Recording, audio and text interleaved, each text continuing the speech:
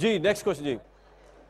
इमरान खान के बारे में हम क्या कहना चाहते हैं सर, जो अभी सर वो कह रहे हैं इमरान खान को एक चांस दे दिया जाए, सबको अजमा लिया, तो आपका क्या पॉइंट ऑफ व्यू इसके ऊपर, इमरान खान को एक चांस दिया जाए?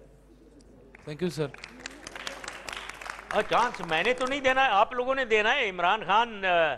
इमरान खान एक अनटेस्टेड पार्टी और शख्स हैं, बिल्कुल। अगर अवाम उनको चांस देना चाहती है तो दे। ले जैसे मैंने कहा कि स्टेटस को हमें तोड़ना है।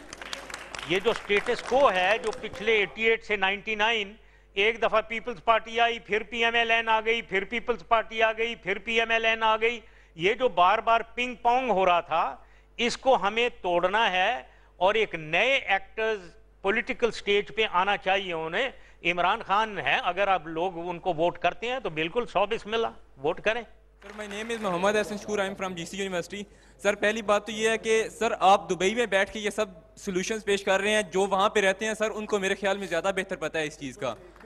सर सेकंड बात ये है कि मेरा क्वेश्चन ये है कि आप प्रो डेमोक्रेटिक गवर्नमेंट के अभी से नारे लगाने शुरू कर दिए आपने कि प्रो डेमोक्रेसी होगी पाकिस्तान के अंदर। सर लेकिन 10 साल पहले आपको सर डेमोक्रेसी का मतलब नहीं पता था क्या?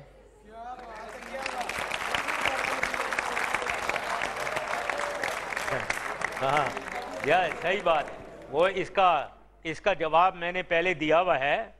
10 साल पहले जो हुआ, अगर आपकी मेमोरी शॉर्ट है तो मैं आपको 10 साल पहले 99 पे ले जाता हूँ। हमें एक फेल्ड स्टेट डिक्लेयर किया जा रहा था, हमें एक टेक्निकली डिफॉल्टेड स्टेट थे, और ये सूरत हाल और बदतर हुई चली जा रही थी।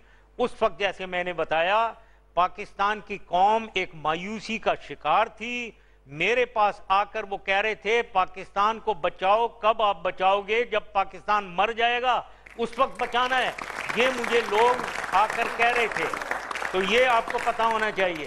उस सूरत हाल में मैं आया हूं और मैंने पाकिस्तान को बचाकर आगे लेकर गया हूं।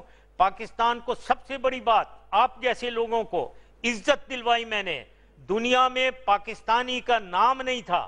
जब मेरे जमाने में पाकिस्तान की बात होती थी तो पाकिस्तानी आंखों में आंख डाल के, छाती बार करके, पूरे सीने के साथ आगे लोगों से बात करते थे। एक उनकी प्रेस्टीज थी, उनकी एक इज्जत थी, उनकी एक डिग्निटी थी। साथ में एक चीज कहना चाहता था, ये बलूची भाई को दोबारा, आपको पता होना चाहिए, जो आप बलूचिस्तान के लिए कह रहे हैं, आपको पता होना चाहिए मेरी पार्टी का ऑफिस इस वक्त डेरा बुख्ती में है, उसका बोर्ड लगा हुआ है, आपको पता है। नेक्स्ट क्वेश्चन ले लीजिए प्लीज। जब कारगिल का वाकया हुआ था तो आपने नवाज शरीफ साहब को जनाब बहुत बदर कर दिया और आपने एक्शन लिया, बहुत अच्छा, हमें बहुत खुशी हुई कि उन्होंने अमेरिका के कहने पे आके ये किया। लेकिन आपने जब खुद इक़्तिदार में आए तो आपने भी उन अमेरिका के कितनी ही बातों को माना। ये हर आने वाला सियासत अमेरिका का पिट्ठू क्यों बनता है?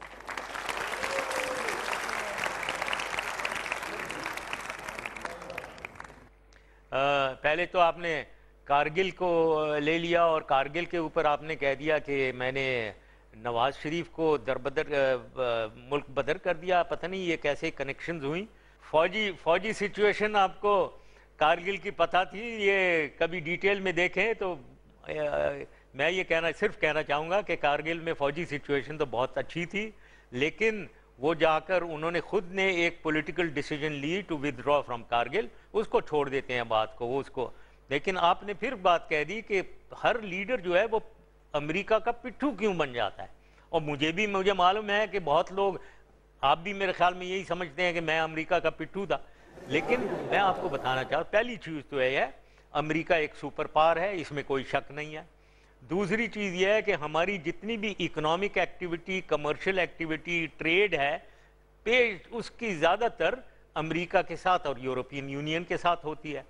तो इसलिए हमें इनसे रिलेशनशिप्स रखनी पड़ती हैं और अच्छी रिलेशनशिप्स रखनी चाहिए, क्योंकि वरना हम कोई खला में नहीं रह रहे हैं। लेकिन जब नेशनल इंटरेस्ट के इशू आते हैं, उसमें जो आदमी सकम कर जाए और वहां कमजोरी दिखाए और अपनी नेशनल इंटरेस्ट प्रोजेक्ट किए बगैर अमेरिका के नेशनल इंटरेस्ट में कोई एक्ट करे, वो गलती है। और मैं पूरे अपनी वसूख से और यकीन से कहना चाहता हूं, एक भी दफा मैंने अमेरिका के नेशनल इंटरेस्ट की वजह से पाकिस्तान के नेशनल इंटरेस्ट को कभी मैंने उनके सामने नहीं, कभी मैंने नहीं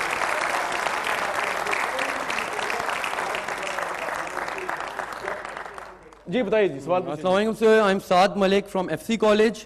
और सर ये भी मेरे लिए एक प्राइड है कि मैं आपके कॉलेज में पढ़ रहा हूँ जिससे आपने पढ़ा है।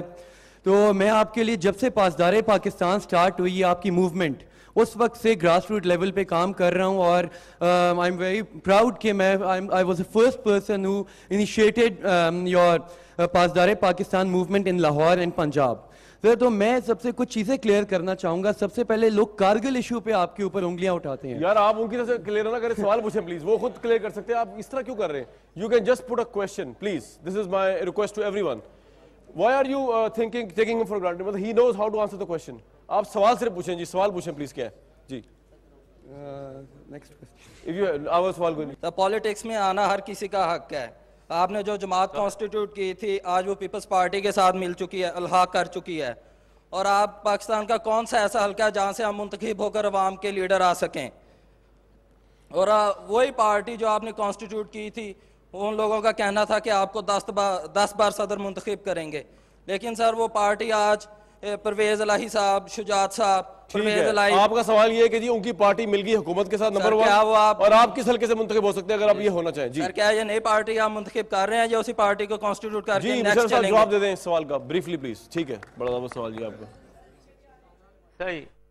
सही बात है। मतलब ये जवाब इसका यही है कि यस, ये एक मैरिज ऑफ, मैं इसको कहूँगा ये एक मैरिज ऑफ कन्वीनियंस, एक पॉलिटिक्स ऑफ एक्सपीडियंसी हुई है। तो इसके फेवर में तो मैं नहीं हूँ। लेकिन ये आप सवाल पूछें परवेज इलाही से और चौधरी शुजात साहब से कि क्यों उन्होंने किया, उनकी क्या वजूहत थी, कोई वजह होगी। लेकिन मैं ये कहना चाहता हूँ कि मैंने इसीलिए एक अलग पार्टी बनाई है ना। PMLQ जो है, जो जिन्होंने ज्वाइन किया इन्हें, इस गवर्नमेंट को, इसका मतलब नहीं है कि तमाम PMLQ इनके साथ नहीं है। PMLQ बहुत से धड़ों में डिस्ट्रीब्यूटेड है, तो और वो इधर उधर फिर रहे हैं। कभी एक तरफ जाते हैं एन की तरफ, कभी पीपल पार्टी की तरफ, कभी बीच में आ जाते हैं, कुछ न्यूट्रल हैं, कुछ इंडिपेंडेंट हैं। तो ये एक बड़ी बॉडी है और मेरी नज़र में PMLQ में सबसे ज़्यादा इलेक्टेबल लोग हैं। राइट। तो जाहिर है जो मिनिस्टर बने हैं वो तो बन गए, लेकिन बाकी जो नहीं बने हैं वो कई है, दर्जनों ऐसे हैं जो नहीं बने। ठीक है, ये आगे बात। अच्छा, एक तो मैं स्टूडेंट्स को कहूंगा कि अगर कोई सवाल आपके बड़े इंटरेस्टिंग है तो मुझे आप लिख दें, तो मैं देख लूंगा, आपसे पूछ लूँ। जी ठीक है सर, ये जवाब आपका आ गया। Next question please. ये अवेलेबल है for to a new entity in a new political party. जी बिल्कुल ठीक। और इसीलिए मैंने एक नई पार्टी बनाई है। राइट जी, प्लीज सवाल पूछ लीजिए।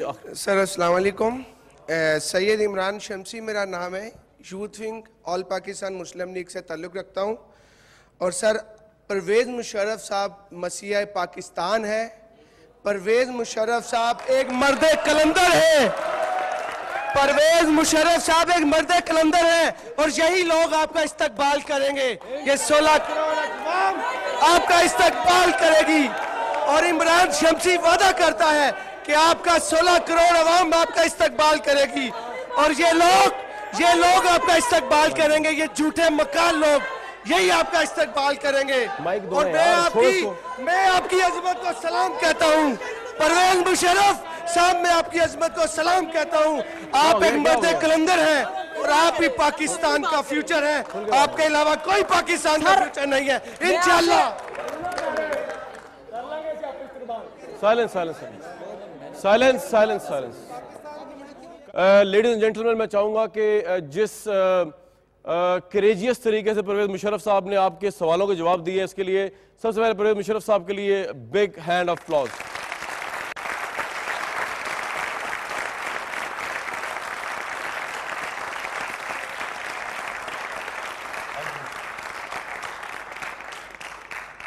इससे पहले कि मैं क्लोजिंग करूं इस प्रोग्राम की, मुशर्रफ साहब को लास्ट 2-3 मिनट्स आप कहना चाहते हैं, उसके बाद मैं क्लोजिंग करूंगा आपकी मौजूदगी में। जी okay, no thank you very much Kamran. मुझे कोई छुपाने की चीज नहीं है।